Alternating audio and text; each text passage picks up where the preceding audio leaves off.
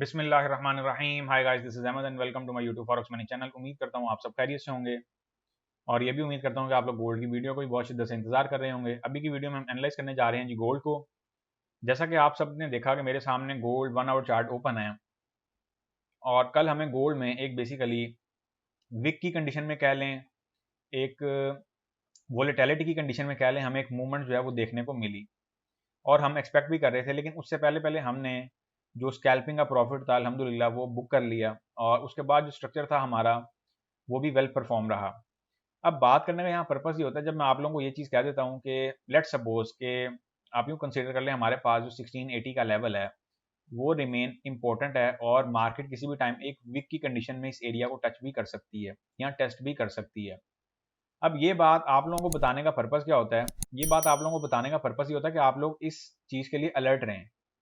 Structure हमें क्या कह रहा है? स्ट्रक्चर हमें ये कह रहा था कि हम यहाँ से स्कैल्पिंग करी जाएं, हम 50 60 70 80 100 पिपों के अंदर स्कैल्पिंग करी जाएं धड़ाधड़। अब जो विक बजेगी ना, विक बजेगी, ये किसी न्यूज़ पे बजेगी, डाटे पे बज सकती है, कोई ऐसी पैनिक सिचुएशन में बज सकती है। तो जब मैं आप लोगों को कहता हूँ कि 1680 का लेवल फोकस है, उसका मतलब ये नहीं होता कि आप सब कुछ छोड़ छाड़ के 1680 के लेवल पे जो है ना वो टारगेट करके तो सेलिंग अपनी फंसा के बैठ जाएं। ऐसा कतई नहीं है। इस चीज़ को अपनी दुरुस्त करें और हमें हमेशा स्ट्रक्चर के साथ चलना है। ये लेवल्स मैं आपको इसीलिए कहता हूँ, लेट सपोज अगर आप कोई ट्रेड प्लान कर रहे हैं, यहाँ से आपका ऐसा हिट हो जाता है तो आपको पता हो कि गोल्ड का जो नेक्स्ट टॉप है वो 1680 का लेवल है और यहाँ से हमें कोई ट्रेड अच्छी मिल सकती है। अगर विदाउट एसल ट्रेडर भी हैं, मिसाल है वो अपना अकाउंट मैनेज करते हुए आ रहे हैं और वो एक वे में आप कंडीशन कह लें कि अपने जो है ना अपना अकाउंट को बहुत ही बेहतर तरीके से मैनेज करते हुए आ रहे हैं और वो ये समझते हैं कि मार्केट अगर यहाँ से नीचे चली गई फिर हम कहाँ से बाय करेंगे। जैसे कल मेरे से बहुत सारे जो ट्रेडर्स थे उन्होंने क्वेश्चन भी किया कि सर हम विदाउट एसएल हैं तो हमें ये बताएं कि हम अगर मार्केट यहाँ से फर्दर डाउन चली जाती है तो हम कहाँ से जो है वो डिप जो है बाई करनी शुरू करें। फिर उन्हें मैंने उस हिसाब से गाइड कर दिया, आप इस लो से भी बाय कर सकते हैं, आप 1680 के लेवल को भी फोकस रखते हुए अपनी जो बाय है या बाय लिमिट ऑर्डर्स हैं वो आप वहां से प्लज कर सकते हैं मार्केट में। तो बात बताने का पर्पज ये होता है कि आप लोग हर तरह से एक्टिव रहा करें। ये आप लोगों को जो अपकमिंग में लेवल्स या जो आप लोगों को अपकमिंग जो आने वाली मूवमेंट है उसके बारे में अगर कोई पहले मैं आपको कोई चीज़ बता देता हूँ तो आप लोग उसको जहन में रखा करें और उससे फायदा उठाने की कोशिश किया करें। 1680 का लेवल तो हमने यहाँ पे लिख लिया, ये हमारे पास रिमेन इंपॉर्टेंट लेवल है और मार्केट ने भी स्टिल जो है वो इस लेवल का टेस्ट नहीं दिया हमें। अब मार्केट यहाँ पे चाह क्या रही है आज हम उस पर डिस्कस करेंगे। मार्केट यहाँ पे कुछ जो अपनी एक उसने नोयत बनाई हुई है वो आप यूं समझ लेंगे, कुछ ऐसी नोयत हमें देखने को मिल रही है इंट्राडे बेसिस पे गोल्ड के पॉइंट ऑफ व्यू से। अगर मैं बात करूं H4 की तो H4 का जो स्ट्रक्चर है वो भी हमारे पास बहुत ही मजेदार स्ट्रक्चर है और मैं ये समझ रहा हूँ कि यहाँ से मार्केट जो है वो यूं समझ लें कि 1760 70 80 तक का लेवल बहुत इजीली अप्रोच कर सकती है। H4 पे हम चलते हैं क्योंकि हमने सब चीज़ों पर नज़र डालनी है तो H4 के चार्ट पे भी हम एक नज़र डालते चलें।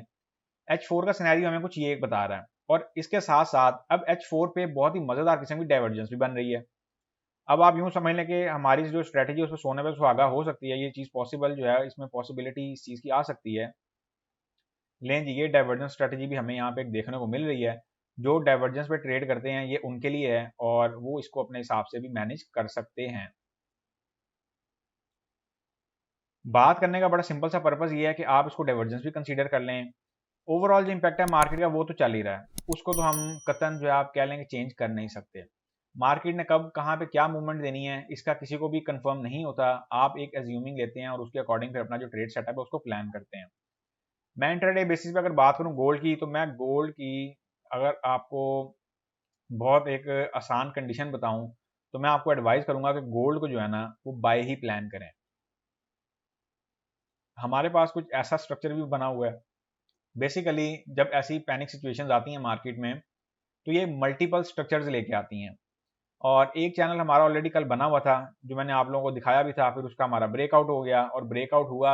लेकिन आप यूं देखेंगे ब्रेकआउट जैसे ही हुआ मार्केट जैसे बाहर गई वैसे वापस जो है वो फौरन ही जो है वो ऊपर भी आ गई या वापस आप कह लें कि उस चैनल के अंदर आ गई और उस चैनल के अंदर आके मार्केट ने कुछ वेज पैटर्न जो है ना इस टाइम ये मैं समझता हूँ कुछ वेज पैटर्न का जो सिनेरियो है ना वो क्रिएट हो रहा है और टेस्ट तो बखूबी हो गया। अब मैं समझता हूँ यहाँ से मार्केट को जो है ना कुछ फर्दर अपवर्ड मूवमेंट देनी चाहिए लाइक दिस। मैं यहाँ पे इसका स्ट्रक्चर जो है वो एंटर करने जा रहा हूँ, उसको भी नोट कर लें और याद रखें प्रॉफिट टेकिंग टाइम पे जो है वो साथ साथ करते रहा करें। प्रॉफिट टेकिंग आप लोगों को करवाने का पर्पस ये होता है, स्कैल्पिंग ट्रेडिंग के पॉइंट ऑफ व्यू से ले लें, इंट्राडे ट्रेडिंग के पॉइंट ऑफ व्यू से ले लें, ये पर्पस बताने का, आप लोगों को समझाने का ये होता है कि आप लोग अपना जो प्रॉफिट है उसे टाइम पे बुक करें, और अगर आप लोगों का इनकेस कोई एसएल हिट होता है तो आप उसको फिर जो है ना अपने प्रॉफिट में से मैनेज कर सकें। मैं स्ट्रक्चर की बात करूं तो मैं गोल्ड का इंट्राडे बेसिस पे स्ट्रक्चर दूंगा कुछ इस तरीके का, और न्यूज़ पे बहुत जो है वो गहरी नज़र रखें। इन्फ्लेशन देख लें हमारे सर पे रिमेन एक्टिव है। अब हो सकता है 27 जुलाई की मीटिंग में हमें 1.00 का इंटरेस्ट रेट जो है वो यूएसडी के हवाले से इंक्रीज जो है वो होता हुआ मिले, और इसको बड़े, अब आप लोग यूँ समझ लें कि जहन में रखना शुरू कर दें इन सब चीज़ों को। और उसकी सबसे बड़ी रीज़न क्या बनेगी? उसकी सबसे बड़ी रीज़न ये बनेगी कि आप लोग इन्फ्लेशन के पॉइंट ऑफ व्यू से इस टाइम इतने एक्टिव रहें कि मार्केट में किसी भी टाइम कोई भी सिचुएशन, कोई भी ऐसी पैनिक कंडीशन, कोई भी ऐसी पैनिक मूवमेंट भी आ सकती है, चाहे वो यूरो यूएसडी के हवाले से हो, चाहे वो गोल्ड के हवाले से हो, चाहे वो किसी भी पेयर के हवाले से हो। और गोल्ड आपको पता है जब जब एक हंगामी सूरत हाल होती है तो गोल्ड जो है वो सबसे पहले एक बुलिश मूवमेंट पकड़ता है। अगर से आप देखेंगे कल भी गोल्ड ने एक बुलिश मूवमेंट पकड़ी है, लेकिन बियरिश को फॉलो करते हुए पकड़ी है, एक बियरिश विक दी उसने। अब यहाँ पे लोग जो है बहुत सारे ट्रेडर यहाँ पे सेल फंसा के बैठ गए हैं। अब ये कोई सोल्यूशन तो नहीं है। अब आप फंसा के बैठ गए तो मुझे ये बताएं मैं इसमें क्या कर सकता हूँ। अब आप यहाँ से सेल फंसा के मुझे पूछ रहे हैं सर अब ये 1680 पे कब जाएगा, तो ये कोई स्ट्रक्चर तो नहीं है। हमारा तो स्ट्रक्चर ये था ही नहीं, हमारा तो स्ट्रक्चर ही सिर्फ ये स्कैल्पिंग वाला था। 1680 का लेवल तो आप लोगों को, इसलिए मैं अपकमिंग लेवल्स बता देता हूँ कि मार्केट यहाँ तक मूवमेंट जो है वो जा सकती है, और अल्हम्दुलिल्लाह मार्केट वहाँ पे जाती भी है, भले ही थोड़ा टाइम ले। 1680 का लेवल हमारे लिए रिमेन इंपॉर्टेंट लेवल है, इस बात को कभी मत भूलिएगा। इंट्राडे बेसिस पे अगर हम बात करें तो इंट्राडे बेसिस पे जो है कुछ इस तरह का स्ट्रक्चर जो है वो मैं एक्सपेक्ट कर रहा हूँ।